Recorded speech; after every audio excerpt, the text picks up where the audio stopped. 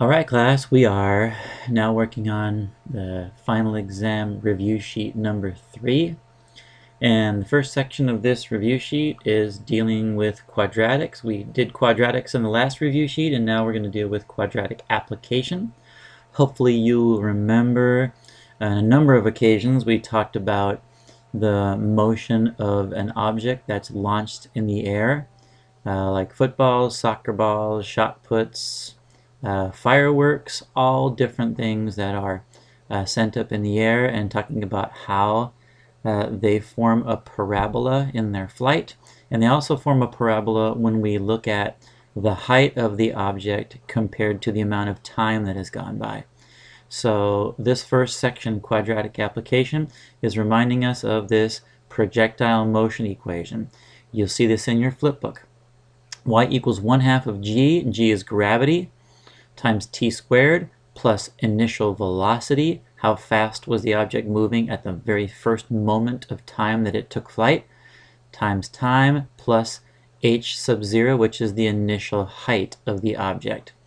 So then let's look at the question. The equation y equals negative 16 t squared plus 80t plus 10 represents the vertical path of a model rocket that is launched from a platform where y is in feet and t is in seconds. So we know that we're measuring height in units called feet, and we're measuring time in units called seconds. And this model rocket is being shot straight up in the air, and this is the equation that describes how high is it in the air at different measures of time. So first question is, what is the initial velocity of the rocket? What is the initial velocity of the rocket in feet per second? Now this question, class, doesn't take any math at all. It just takes recognition of how this equation is written. If you look at the equation and look at I guess you'd say the map of the equation, you can see that initial velocity is right here next to the variable t. V sub 0 is initial velocity. So our initial velocity is right here. It's right here in the t variable. You can also call this the value b. Remember, this is a standard form quadratic. So negative 16 is the value of a, 80 is the value of b, and 10 is the value of c. Initial velocity is going to be the value of b, which in this case is 80. So our initial velocity is 80 feet per second.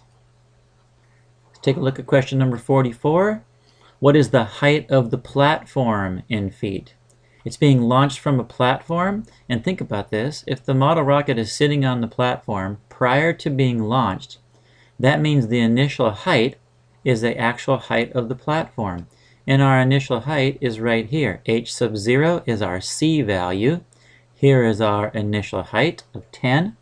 So the answer to this question is the initial height, or the height of the platform in feet, is 10 feet. That is the initial height of the rocket, which is how high it is above the ground before it's being shot up in the air. I'll continue questions 45 and 46 in the next video.